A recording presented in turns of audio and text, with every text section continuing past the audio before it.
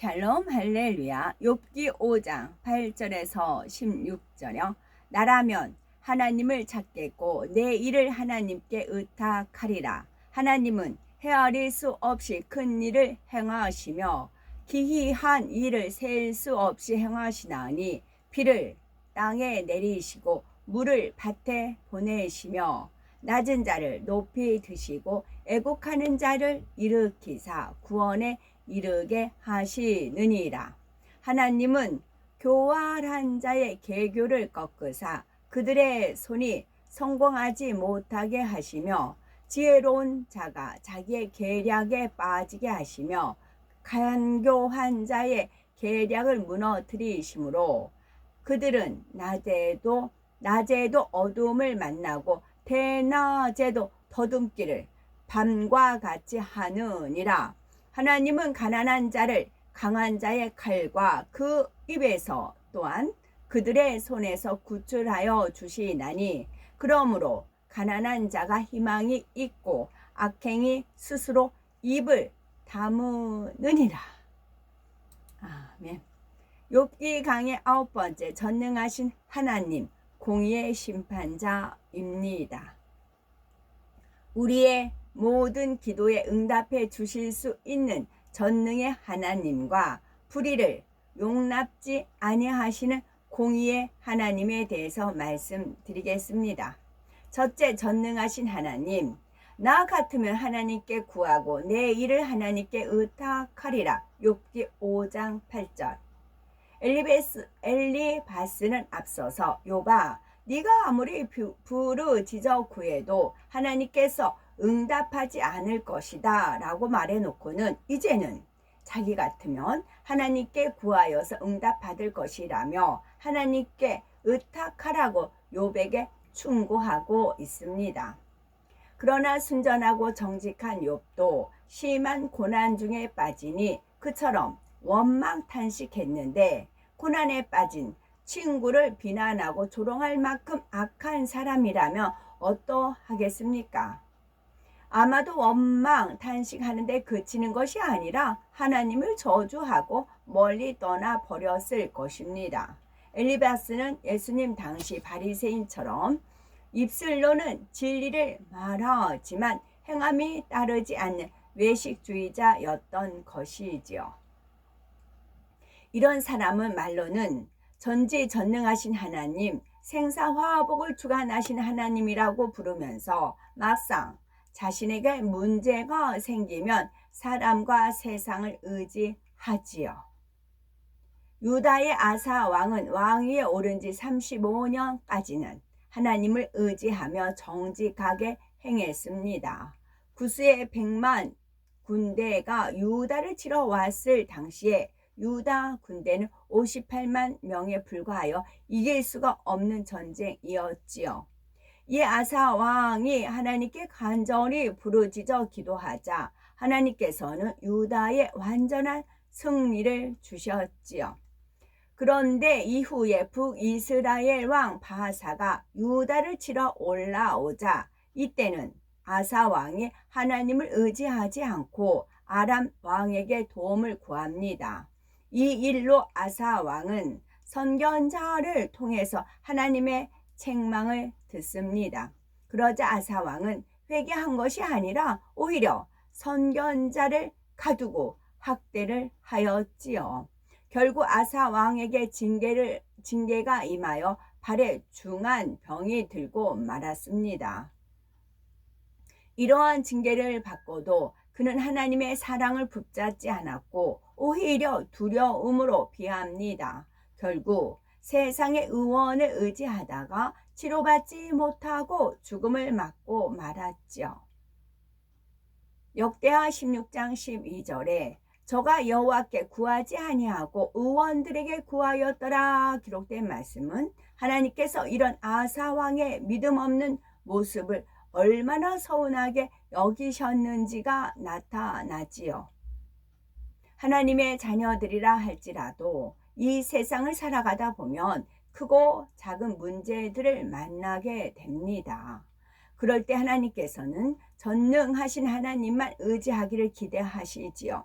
그러므로 크든지 작든지 어떤 문제를 만나면 전심으로 하나님께 구하고 응답받아 영광 돌려야 하겠습니다.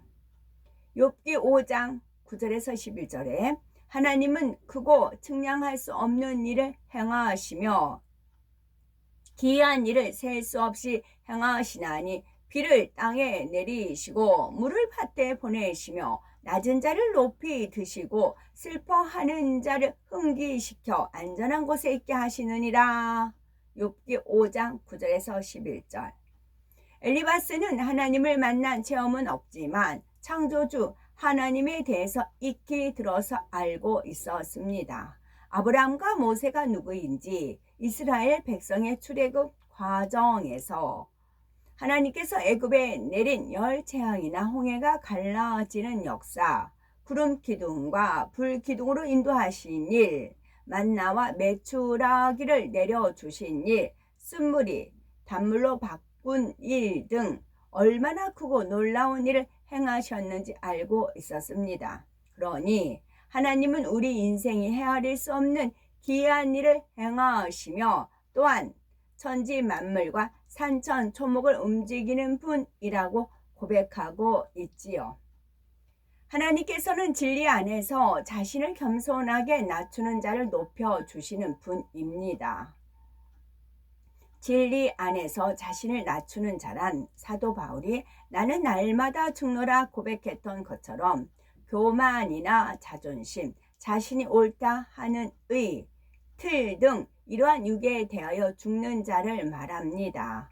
이처럼 겸손하여 스스로 낮아지는 사람은 하나님께서 도리어 높여주십니다. 예수님께서도 스스로 낮은 자리에 계셨기 때문에 하나님께서 예수님을 높여 하나님 보좌 우편에 앉게 해주셨지요. 예수님은 창조주 하나님의 아들이시지만 구원의 섭리를 이루시고자 피조물인 사람의 형상을 입고 이 땅에 오셨지요. 이 땅에서 사역하시는 동안에 가난과 배고픔, 피곤함, 추위와 더위 등 모든 삶의 고통을 겪으셨습니다.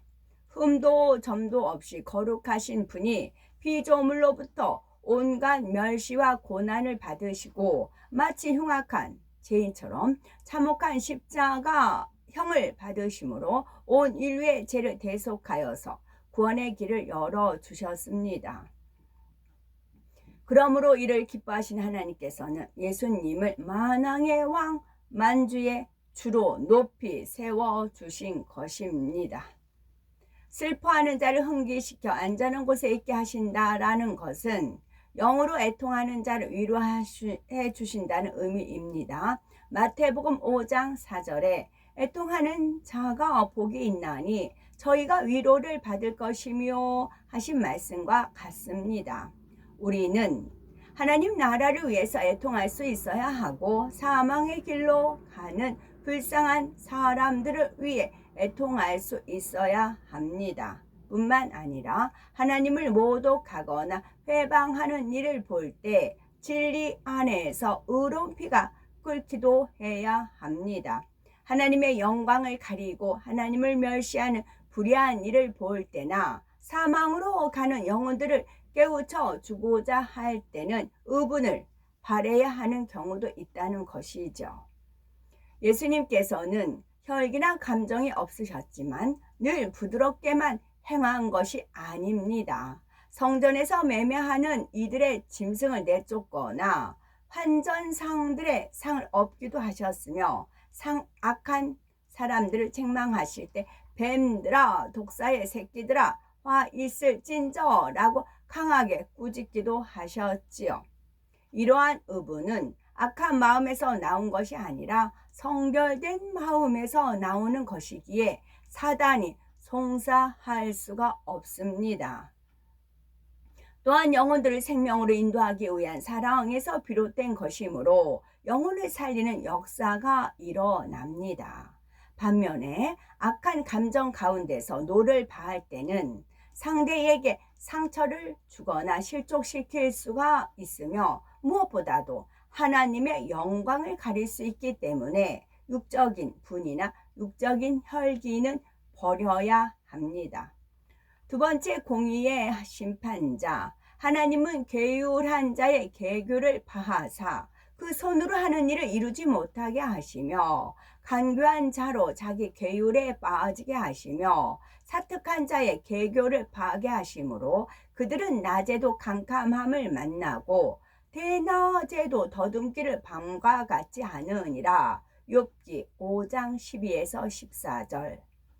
사전을 보면은 계율은 자신의 이익을 위해서 나쁜 꾀를 부리거나 약삭빠르게 행동함이라고 정의하고 있습니다. 영적으로도 계율한 자란 옳지 않은 방법으로 사기성을 띠고 속이는 사람, 또 그렇게 자신을 이루어 나가는 사람을 뜻합니다. 모세를 대적했던 고라 일당이나 예수님을 팔아넘긴 가룟 유다, 하나님의 종을 속였던 아나니아와 삽비라가 여기에 속하지요. 다음으로 계교란 요리조리 헤아려 보고는 생각해낸 꾀를 말합니다.